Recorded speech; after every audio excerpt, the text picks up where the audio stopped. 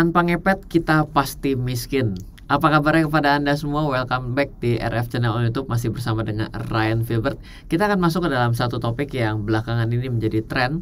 Di Depok ada informasi mengenai ngepet dan juga ternyata bahwa tidak ditemukan kebenarannya, terjadi hoax. Dan saya punya statement yang menarik bahwa tanpa ngepet kita pasti miskin di dalam kehidupan kita. Dan saya mau jadikan ini menjadi suatu topik yang kita bahas secara tuntas di hari ini. Dan bila Anda ingin bertanya dan juga berkenalan kepada saya Ryan Filbert, senang sekali bisa menambah teman. Anda bisa add WhatsApp saya di 0895 0708 0789. Sekali lagi 0895 0708 0789. Jadi silakan Anda boleh bertanya kepada saya melalui WhatsApp tersebut. Dan bila Anda ingin mengikuti kelas-kelas yang dibuat oleh tim saya memiliki banyak kelas yang menarik sekali. Di bulan Mei 2021 ada kelas aset planning, di mana aset planning adalah bagaimana caranya memiliki passive income secara perencanaan. Anda boleh mengikuti kelas itu, dan juga Anda bisa mengikuti kelas trading camp, adalah analisa teknikal. Anda bisa belajar bersama dengan saya dan tim saya untuk menganalisa analisa teknikal untuk trading, baik di saham, baik di cryptocurrency, baik di forex. Anda bisa mengikuti kelas itu. Anda bisa daftar di 0852 882 6187. Dan juga di akhir bulan ini juga kalau tidak salah ada kelas untuk belajar analisa laporan keuangan agar Anda bisa berinvestasi saham dengan baik. Untuk bisa Anda praktekkan di Bursa Efek Indonesia, Anda bisa praktekkan di seluruh perusahaan-perusahaan yang ada juga.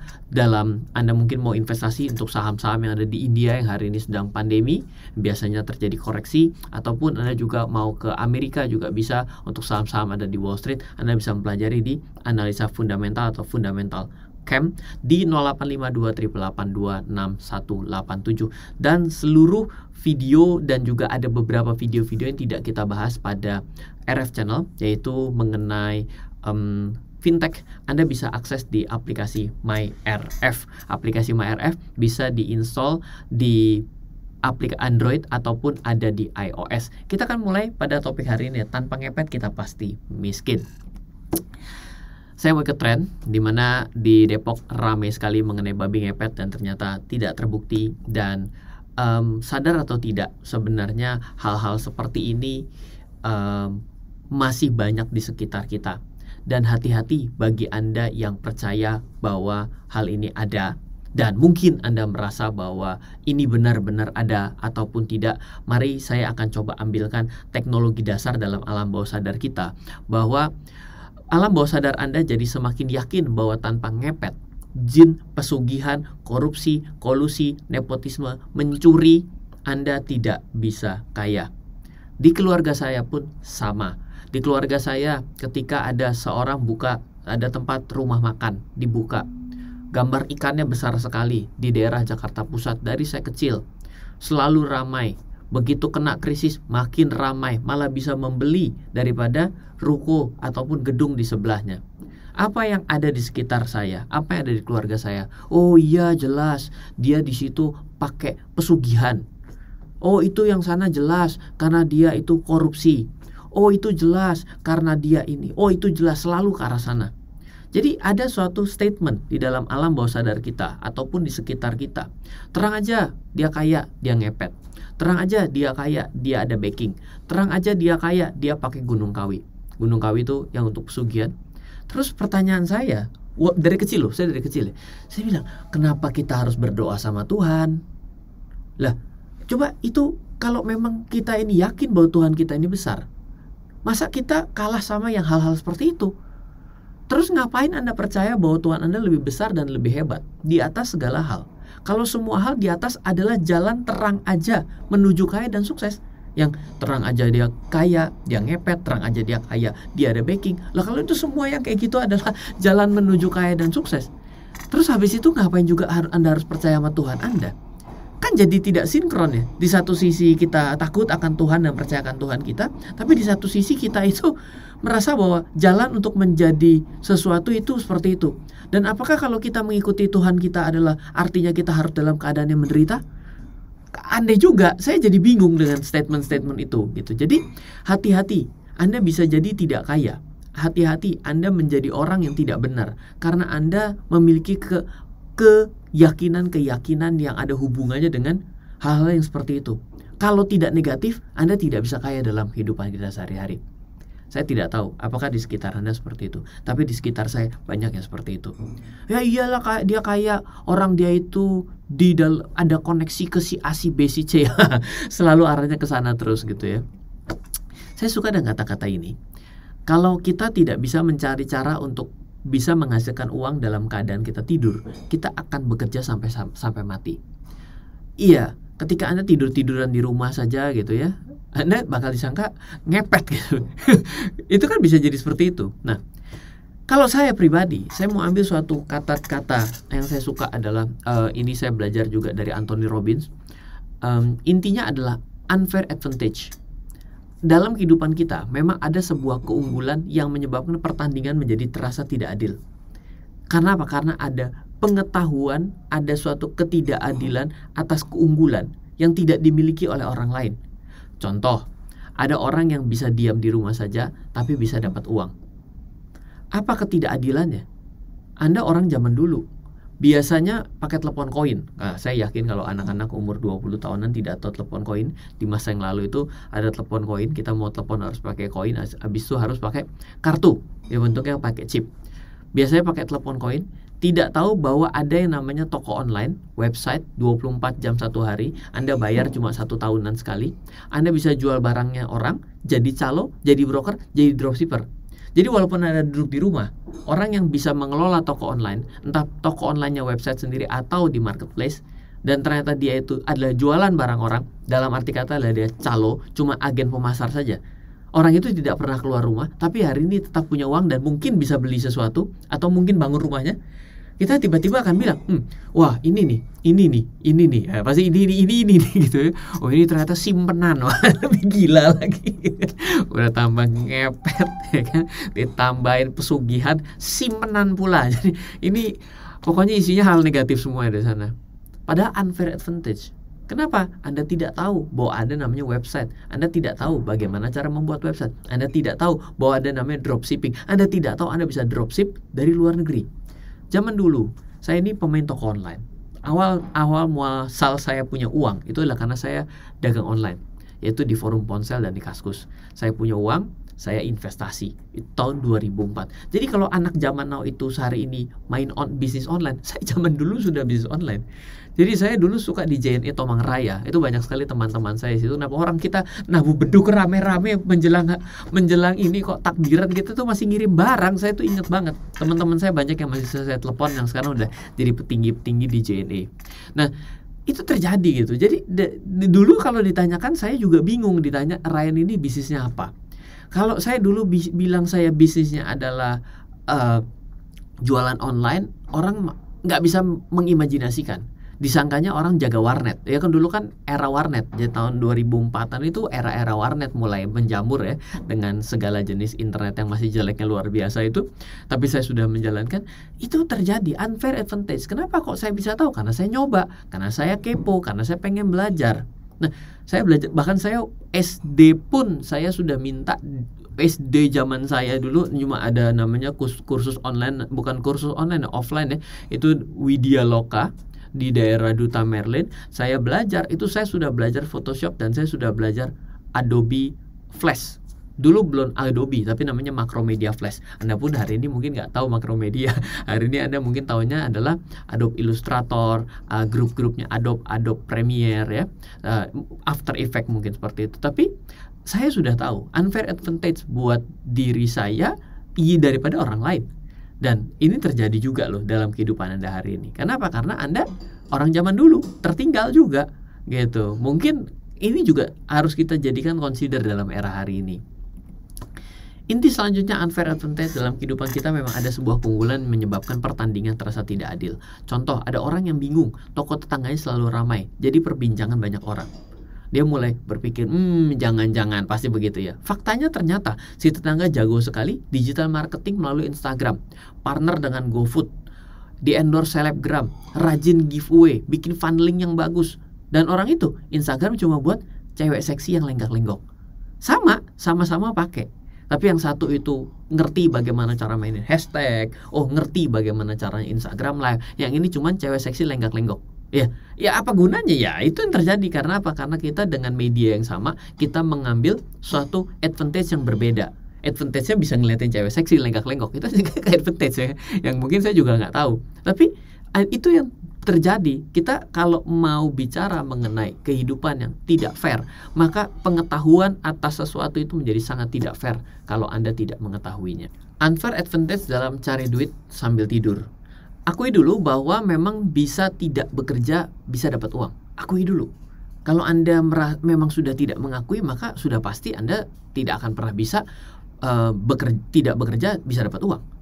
Akui dulu bahwa hidup kita tidak bisa bekerja sampai mati.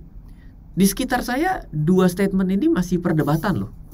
Kenapa? Karena ada orang yang berpikir bahwa ketika dia berhenti bekerja, maka dia mati. Kalau dia berhenti bekerja, maka dia sakit-sakitan. Makanya dia akan selalu terus bekerja. Kalau dua statement ini Anda belum bisa terima, maka Anda jangan pernah berharap untuk bisa menghasilkan uang dalam keadaan Anda tidur. Oke? Selama kita kerjanya lebih keras dari uang kita yang bekerja, kita akan selalu tidak nikmat hidupnya. Coba deh, kalau Anda ingin hidup Anda bisa nikmati, Anda bisa liburan dengan waktu yang Anda tentukan. Jangan ngikut liburan seperti yang hari ini mau mulai mudik rame-rame. Itu akan memiliki kepadatan yang sama. Anda ketika orang kerja, Anda kerja, ketika libur, orang libur, dari kerja yang padat pindah ke tempat liburannya padat. Sama aja. Yang enak itu adalah ketika orang libur, Anda kerja, boleh. Ketika orang kerja, Anda libur, berarti panjang. Yang enak itu adalah Anda bisa atur waktunya sendiri.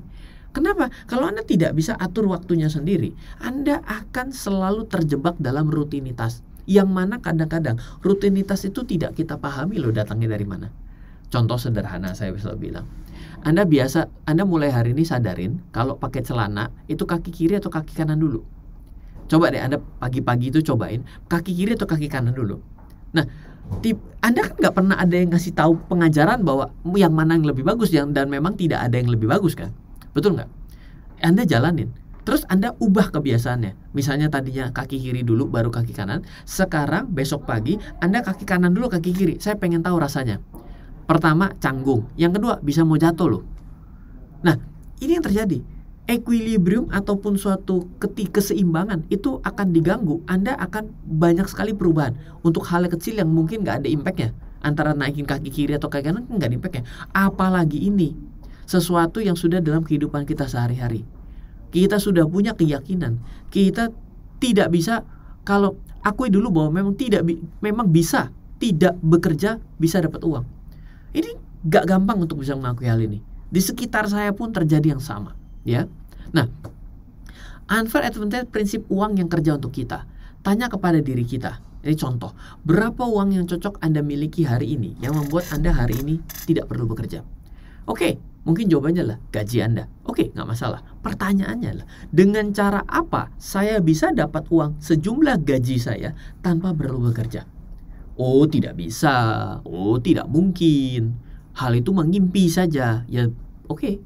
Kalau begitu Anda kembali ke slide 3. Mau tahu slide 3 yang mana? Slide 3 tuh yang ini. Kembali lagi.